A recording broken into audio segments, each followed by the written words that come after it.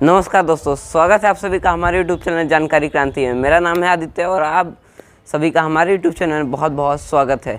जैसा कि आप सभी को पता है कि नया CBSE का syllabus reduce syllabus for the new academic session 2021 and 2022 का न्यू सिलेबस CBSE ने रिलीज कर दिया है।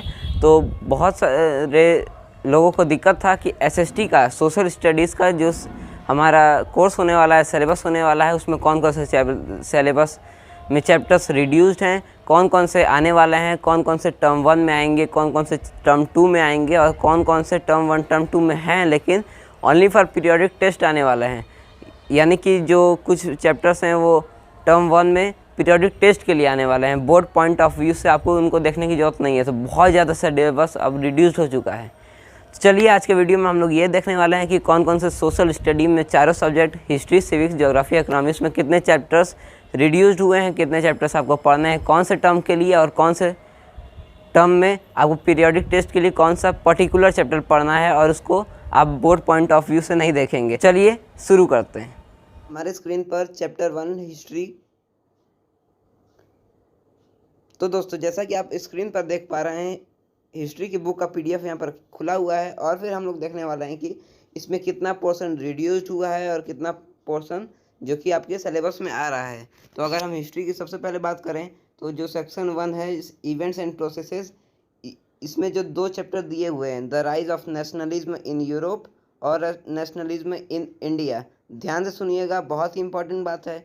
The rise of nationalism in Europe आपका जो टर्म फर्स्ट का एग्ज़ाम होने वाला है जो कि नवंबर दिसंबर में हो सकता है, उसमें the rise of nationalism in Europe chapter आ रहा है। और जो टर्म 2 का एग्ज़ाम होने वाला है जो कि है मार्च अप्रैल में, उसमें आ रहा है आपका नेशनलिज्म इन इंडिया। आप यहाँ पर देख पा रहे हैं टर्म 1 के लिए आपका ये चैप्टर है और टर्म 2 के लिए आपको नेशनलिज्म इन इंडिया पढ़ना है। ये सिमिलर कुछ चैप्टर लग रहा है लास्ट ईयर के लिए। जो लास्ट ईयर जो सिलेबस था जिसका कि बोर्ड एग्ज़ाम नहीं हो पाया अंत में, उसके तरह कुछ सिलेबस लग रहा है। और आपको इसमें टर्म फर्स्ट के लिए the rise of nationalism in Europe पढ़ना है और nationalism in India for term second. और टर्म फर्स्ट वाला MCQ टाइप जो क्वेश्चन पेपर होगा और ये आपका क्या होगा, डिस्क्रिप्टिव होगा, रिटन वाला होगा। ठीक है, फिर आगे हम देखते हैं कि और क्या आ रहा है इसमें और क्या नहीं आ रहा है। तो अगर हम नीचे की ओर चलते हैं तो नीचे हम लोग देखते हैं कि सेक्शन 2 दिया हुआ है। ये ध्यान रखिए, बोर्ड एग्ज़ाम के पॉइंट ऑफ व्यू से केवल और केवल सेक्शन 1 आ रहा है। और अगर हम सेक्शन 2 की बात करें तो जैसा भी आपका स्कूल सिलेबस देता है उसके हिसाब से निर्धारित होगा। लेकिन इन दोनों चैप्टर्स के अलावा ना सेक्शन 2 आएगा और ना ही जो इसके नीचे है सेक्शन 3 आएगा बोर्ड एग्ज़ाम्स में, जो कि नवंबर दिसंबर 2 बोर्ड एग्ज़ाम्स होने वाले हैं।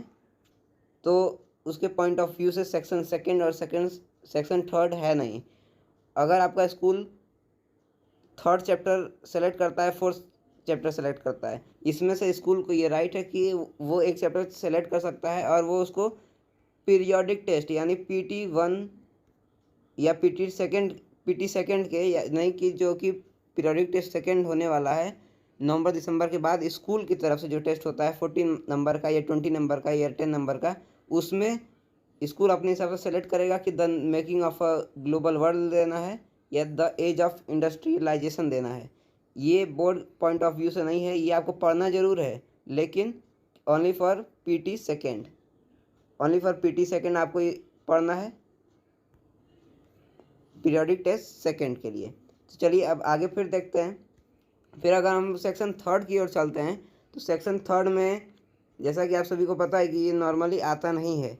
Section 3 board point of view से नहीं आने वाला है, पहले से ध्यान में रखिए, बोर्ड में नहीं आएगा आपका ये चैप्टर और ये आपका PT में भी नहीं आएगा। जो कि पीरियोडिक टेस्ट होते हैं स्कूल की तरफ से, उसमें भी नहीं आने वाला है। तो सेक्शन 3 और सेक्शन 2 को आपको बहुत ध्यान देने की ज़रूरत नहीं है। सेक्शन 2 का एक चैप्टर आपको पढ़ना पड़ेगा, वो भी पीरियोडिक टेस्ट के लिए, जो कि स्कूल में होगा। लेकिन अगर हम सेक्शन 1 की बात करें तो जो सेक्शन 1 में 2 चैप्टर दिए हुए हैं वो बोर्ड पॉइंट ऑफ व्यू से टोटली इम्पॉर्टेंट हैं, क्योंकि the rise of nationalism in Europe और नेशनलिज्म इन इंडिया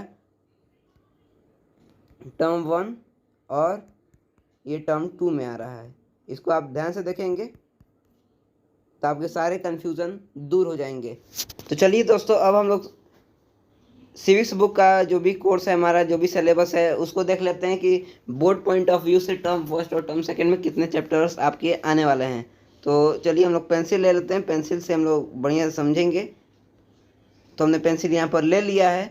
फिर अगर हम यूनिट फर्स्ट की बात करें तो यूनिट फर्स्ट में आपको इसको इस तरह मार्क करिए कि ये टर्म फर्स्ट है, टर्म फर्स्ट, जिसमें कि MCQ क्वेश्चंस आने वाले हैं जो कि नवंबर दिसंबर में होगा। इसमें आपको दोनों चैप्टर पढ़ने होंगे, वो चाहे पावर शेयरिंग हो, फेडरलिज्म हो। यूनिट 1 टर्म 1 है, इसको ध्यान में रखिए। यूनिट 1 के सारे चैप्टर्स टर्म 1 के MCQ वाले टाइप जो भी क्वेश्चन होने वाले हैं उसमें आएंगे। फिर अगर हम नीचे देखें सिविक्स में टर्म फर्स्ट के बाद टर्म सेकंड देखते हैं, तो टर्म सेकंड में अगर हम देखते हैं तो इधर आपको मार्क करते हुए चलना है कि कौन कौन से चैप्टर्स नहीं आएंगे। अब देखिए यहाँ पर जो यूनिट सेकंड में चैप्टर्स दिए हुए हैं, यूनिट सेकंड में आपको इसको क्या करना है, सिंपली से कुछ भी नहीं करना है, इसको सिंपली से काट देना है, ये आने वाला नहीं है, इसको आप सिंपली से नो कहेंगे। यूनिट थर्ड में अगर हम देखें तो यूनिट थर्ड में आपको चैप्टर 5 काट देना है। चैप्टर 5 भी बोर्ड एग्जाम्स में नहीं आने वाला है, इसको आपको ध्यान में देना है। आपको लग रहा होगा कि मोस्टली चैप्टर्स कट ही हो गए हैं, लेकिन आपको टर्म 2 के लिए भी 2 चैप्टर्स पढ़ने पड़ेंगे। टर्म 1 में जो यूनिट 1 के 2 चैप्टर्स हैं, फेडरलिज्म और पावर शेयरिंग, आपको उसको पढ़ना है। यूनिट सेकंड आप पूरी तरह से काट दीजिए। और यूनिट थर्ड में जो 6 चैप्टर है, छठवां जो चैप्टर है आपका चैप्टर 6, ये आपको बोर्ड एग्जाम्स के लिए पढ़ना है। ठीक है, आपको ये टर्म सेकंड के लिए पढ़ना है, ध्यान दीजिएगा आप। टर्म सेकंड के लिए आपको ये चैप्टर 6 पॉलिटिकल पार्टीज पढ़ना पड़ेगा। ये चैप्टर आ रहा है टर्म सेकंड में, जो कि मार्च अप्रैल 2022 में होने वाला है। और अगर हम नीचे के चैप्टर्स की बात करें यूनिट फोर्थ में, तो यूनिट फोर्थ में भी आपको एक चैप्टर पढ़ना पड़ेगा जो कि है आउटकम्स ऑफ डेमोक्रेसी।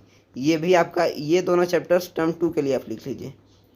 टर्म 2 के लिए जो कि CBSE बोर्ड एग्ज़ाम होगा, उसके लिए आप पॉलिटिकल पार्टीज़ और आउटकम्स ऑफ डेमोक्रेसी लिख लीजिए। फिर आपको क्या करना है, सिंपली से इसको क्या करना है, आपको कट कर देना है, ये आपका नहीं आएगा। ठीक है, तो 2 चैप्टर्स आपके उधर यूनिट फर्स्ट वाले हो गए टर्म 1 के लिए। और जो टर्म 2 का एग्ज़ाम होगा उसमें चैप्टर 6 और चैप्टर 7 आने वाले हैं, political parties and outcomes of democracy. तो आपको ये 2 चैप्टर्स पढ़ने हैं। तो चलिए अब अगले सब्जेक्ट का देख लेते हैं। तो आप यहाँ पर देख सकते हैं कि हमने जो PDF खोल लिया है ज्योग्राफी के बुक का, जो कि इंडेक्स पेज होता है, उससे हम लोग देखने वाले हैं कि कौन कौन सा आपका चैप्टर आने वाला है। आप बुक में टिक करते हुए चल सकते हैं कि कौन कौन से चैप्टर्स आ रहे हैं, कौन कौन से चैप्टर्स कहाँ पे पूछे जा सकते हैं। उसको थोड़ा ज्योग्राफी का सिलेबस थोड़ा अटपटा सा है, तो ध्यान से सुनिएगा, थोड़ा सा कन्फ्यूज़न हो सकता है, कोई दिक्कत नहीं है, ध्यान से सुनेंगे आपको क्लियर हो जाएगा। अगर हम देखते हैं तो चैप्टर 1 जो है, chapter 1 resources and development, term first के लिए आप सुनिए टर्म फर्स्ट में क्या क्या आ रहा है। Term first resources and development, water resources और एग्रीकल्चर, जो 3 चैप्टर्स हैं आपके, वो टर्म फर्स्ट के पॉइंट ऑफ व्यू से हैं।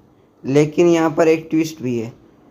सबसे पहले आप इस चैप्टर को काट दीजिए, इस चैप्टर का कोई मीनिंग नहीं है क्योंकि ये चैप्टर नहीं आ रहा है। Forest and wild life resources, इसको टोटली कट कर दीजिए क्योंकि ये चैप्टर्स आ ही नहीं रहा है। मोस्टली एग्जाम्स में ये अगर फुल सिलेबस भी रहता है, इस साल तो मान लीजिए रिड्यूस फिर से हो चुका है, लेकिन ऐसे भी नहीं आता है जैसा कि मुझे पता है। और अगर हम ये तीनों चैप्टर्स में एक और जो ट्विस्ट मैं बोल रहा था उसकी बात करें, तो जो ट्विस्ट आया है वो थोड़ा अजीब सा है। ये जो वाटर रिसोर्सेज जो चैप्टर टर्म 1 के लिए है, टर्म 1 के लिए जो 3 चैप्टर्स टर्म 1 के लिए जो मैंने बताए हैं, इसमें आपको बोर्ड एग्ज़ाम्स के लिए, ध्यान से सुनिए, बोर्ड एग्ज़ाम्स के लिए आपको केवल और केवल चैप्टर 1 और 4 तैयार करना होगा। क्योंकि जो वाटर रिसोर्सेज चैप्टर है वो PT यानी पीरियोडिक टेस्ट के लिए है, जो कि आपको स्कूल की तरफ से लिया जाता है 40 या 20 नंबर का या 10 नंबर का, जो भी जितने भी नंबर का लिया जाता है पीरियोडिक टेस्ट, उसके लिए होता है। इस साल water resources only for periodic test के लिए है। बोर्ड एग्ज़ाम का जो टर्म 1 है वो आपका रिसोर्सेज एंड डेवलपमेंट आने वाला है, वाटर रिसोर्सेज आने वाला है,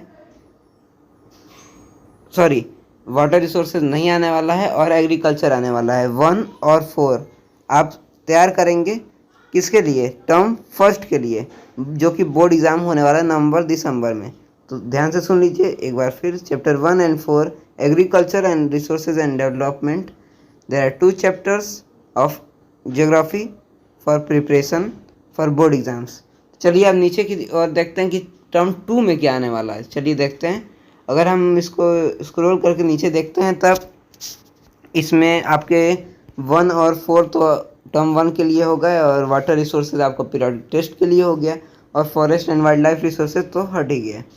तो अगर हम चैप्टर 5 के लिए बात करें तो चैप्टर 5 में देखते हैं अगर हम, तो जो चैप्टर 5 है, चैप्टर 5 आपका फिर से वही ट्विस्ट होने वाला है, ये पीरियोडिक टेस्ट के लिए आएगा, ओनली फॉर पीरियोडिक टेस्ट। ये 3 चैप्टर टर्म 2 के लिए हैं फॉर प्रिपरेशन ओनली। अगर हम बोर्ड पॉइंट ऑफ व्यू से देखें, जो चैप्टर्स डिस्क्रिप्टिव पेपर में आने वाले हैं, ठीक है, तो वो है only 6 and only 7 chapter, manufacturing industries and life lines of national economy. ये 2 चैप्टर्स हैं जो कि आपको आने वाले हैं टर्म सेकंड के बोर्ड एग्ज़ाम्स में। तो आपको कंफर्म हो गया, बोर्ड एग्ज़ाम जो टर्म 1 होने वाला है उसके लिए आपको 2 चैप्टर, रिसोर्सेज एंड डेवलपमेंट और एग्रीकल्चर, ठीक है, और टर्म 2 के लिए मैन्युफैक्चरिंग इंडस्ट्रीज़ और lifelines of national economy 2 chapters आ जाएंगे। और ये भी है, लेकिन ये ओनली फॉर पीरियोडिक टेस्ट दिया गया है CBSE की तरफ से, जो नया सर्कुलर जारी हुआ है। तो होपफुली आपको समझ में आ गया होगा। अब इधर आप देख सकते हैं इकोनॉमिक्स का सिलेबस क्या होने वाला है। चलिए इस PDF से जानते हैं कि इकोनॉमिक्स का सिलेबस आपका क्या इस साल रहने वाला है। तो चलिए देखते हैं, हमने पेंसिल ले लिया है। अगर हम चैप्टर 1 और चैप्टर 2 की बात करें तो चैप्टर 1 डेवलपमेंट चैप्टर और chapter 2 sectors of the Indian economy, ये जो 2 चैप्टर्स हैं वो आपके आने वाले हैं टर्म 1 के एग्ज़ाम में, जो कि MCQ बेस्ड होगा, जो कि MCQ बेस्ड पेपर होगा, ठीक है। उसके लिए आपको ये 2 चैप्टर्स पढ़ने पड़ेंगे, development and sectors of the Indian economy.